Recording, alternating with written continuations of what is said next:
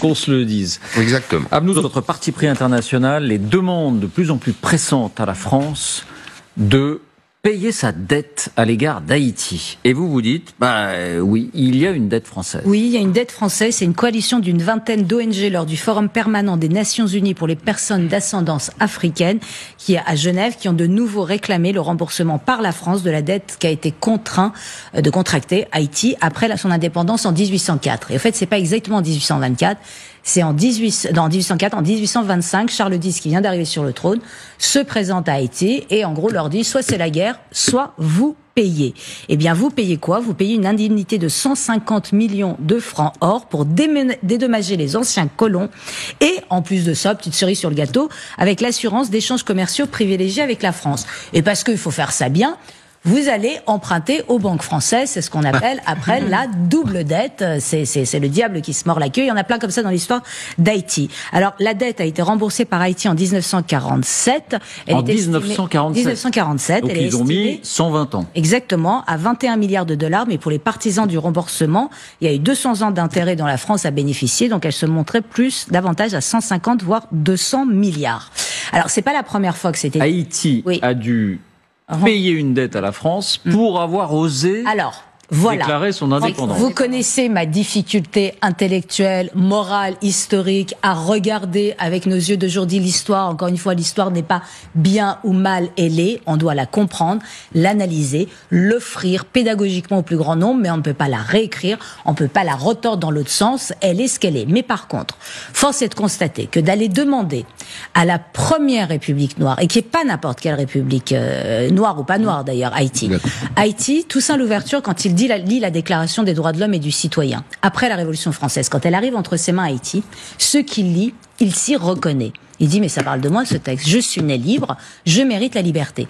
Et en faisant la révolution à Haïti, Toussaint Louverture a universalisé la Déclaration des droits de l'homme et la Révolution française. L'aspect universel, ce qui fait que c'est applicable partout et c'est revendicable par tous, ça vient d'Haïti et Toussaint Louverture. Donc c'est quand même pas rien. C'est extraordinaire. Moi j'ai une passion pour Toussaint Louverture, je conseille à tout le monde de lire d'Aimé Césaire sur Toussaint Louverture. Bref, donc c'est tout à fait injuste et cruel d'arriver et de dire vous avez été colonisé pendant toutes ces années-là. Donc maintenant vous êtes indépendant, vous avez gagné de votre indépendance, mais vous savez quoi? Vous allez payer des indemnités à ceux qui ont commis cette injustice.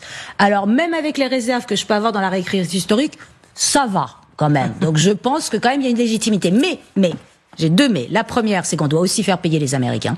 Parce que tout le monde a oublié cette affaire. Mais en 1914, un groupe d'Américains débarque à Haïti, pique 500 000 $ de la Banque nationale d'Haïti, les ramène aux États-Unis, pose avec, et s'installe à domicile avec l'armée américaine jusqu'en 1934, réinstaure le travail obligatoire, tire à vue sur les fugitifs, et à son départ, c'est-à-dire au moment, et après, en 1934, il part, et jusqu'en 47, il demande à Haïti de rembourser la dette que les Haïtiens ont été obligés de contracter du fait de l'invasion américaine.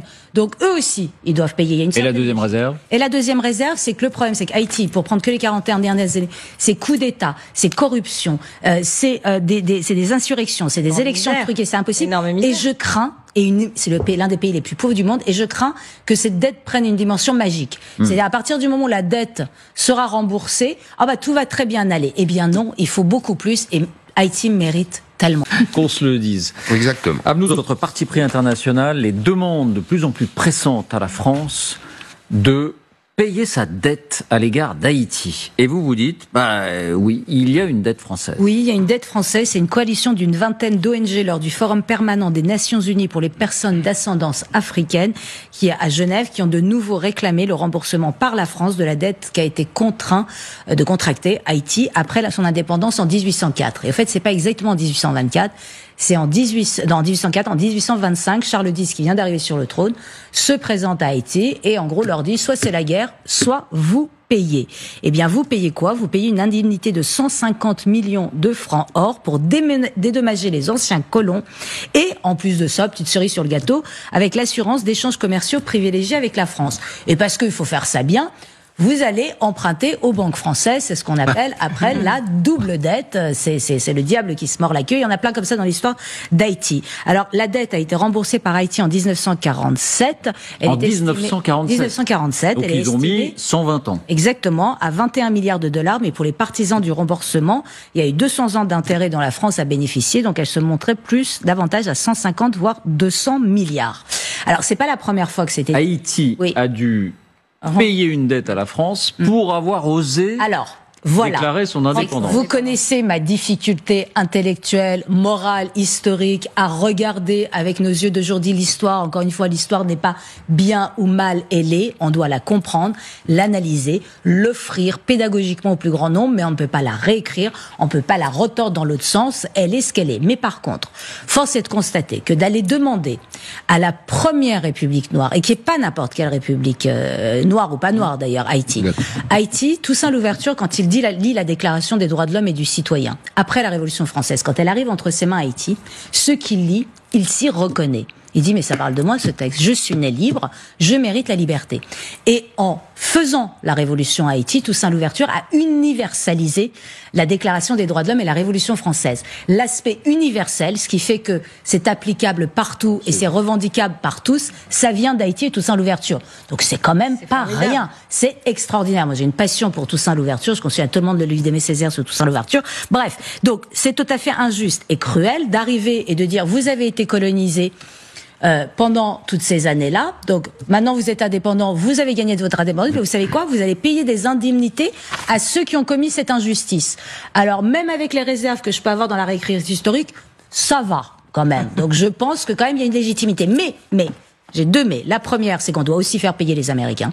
Parce que tout le monde a oublié cette affaire. Mais en 1914, un groupe d'Américains débarque à Haïti, pique 500 000 $ de la Banque nationale d'Haïti, les ramène aux États-Unis, pose avec, et s'installe à domicile avec l'armée américaine jusqu'en 1934, réinstaure le travail obligatoire, tire à vue sur les fugitifs, et à son départ, c'est-à-dire au moment et après, en 1934, ils partent et jusqu'en 47, ils demandent à Haïti de rembourser la dette que les Haïtiens ont été obligés de contracter du fait de l'invasion américaine.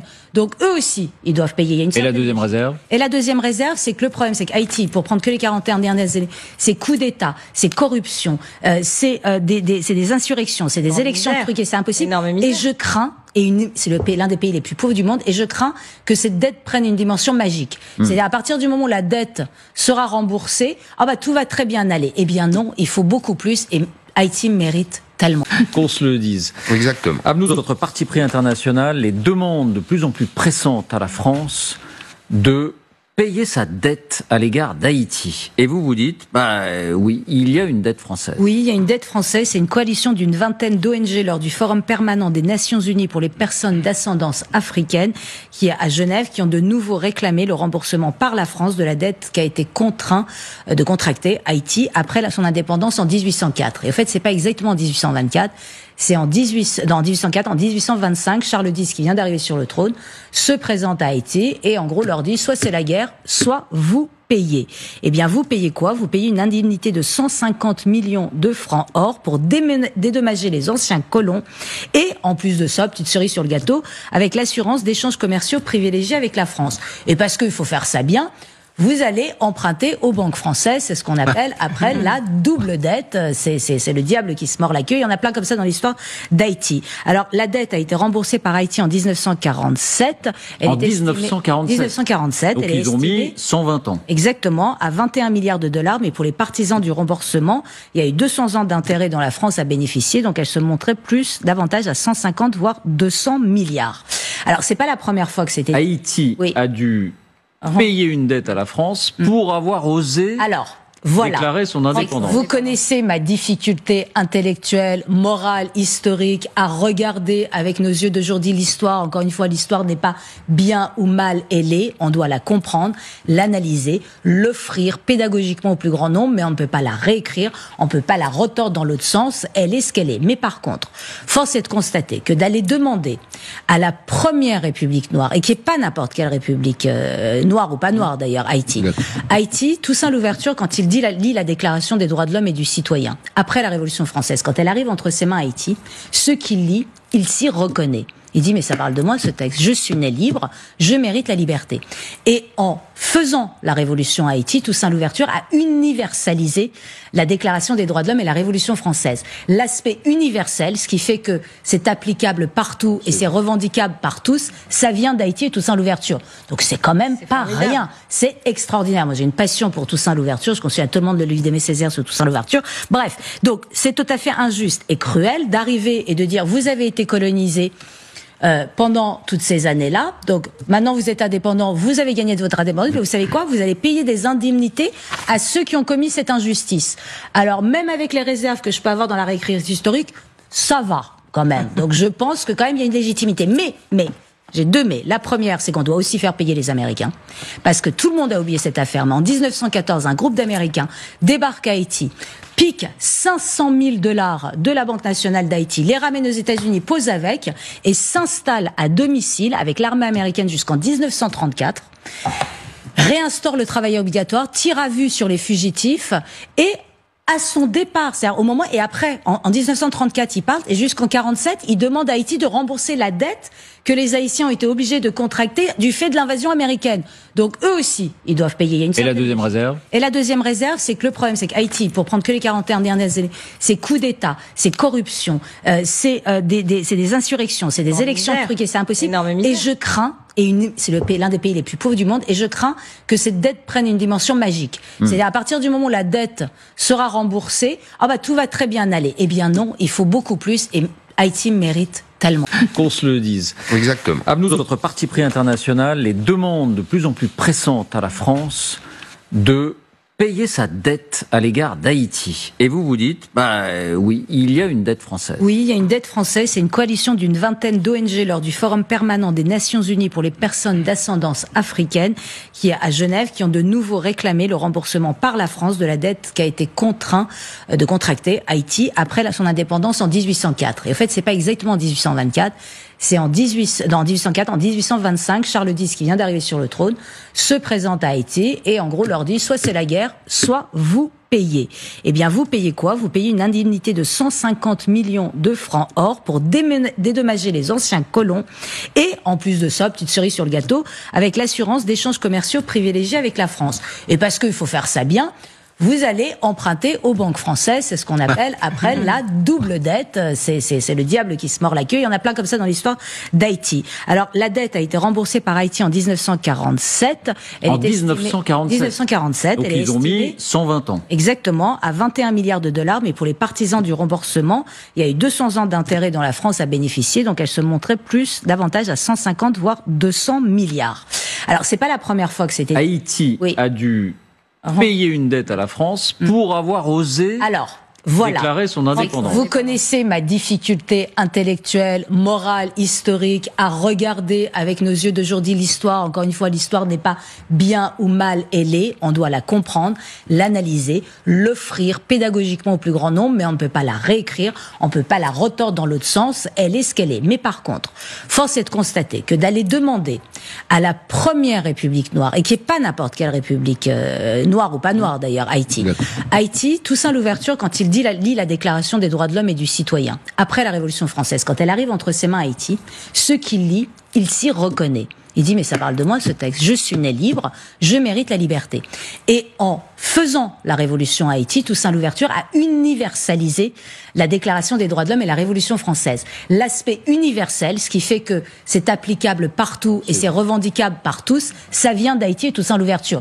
Donc c'est quand même pas rien. C'est extraordinaire. Moi j'ai une passion pour Toussaint Louverture. Je conseille à tout le monde de lire d'Aimé Césaire sur Toussaint Louverture. Bref, donc c'est tout à fait injuste et cruel d'arriver et de dire vous avez été colonisé pendant toutes ces années-là. Donc maintenant vous êtes indépendant, vous avez gagné de votre indépendance, mais vous savez quoi? Vous allez payer des indemnités à ceux qui ont commis cette injustice.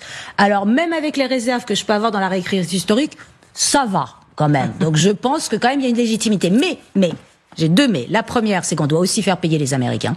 Parce que tout le monde a oublié cette affaire. Mais en 1914, un groupe d'Américains débarque à Haïti, pique 500 000 $ de la Banque nationale d'Haïti, les ramène aux États-Unis, pose avec, et s'installe à domicile avec l'armée américaine jusqu'en 1934, réinstaure le travail obligatoire, tire à vue sur les fugitifs, et à son départ, c'est-à-dire au moment et après, en 1934, ils partent et jusqu'en 47, ils demandent à Haïti de rembourser la dette que les Haïtiens ont été obligés de contracter du fait de l'invasion américaine.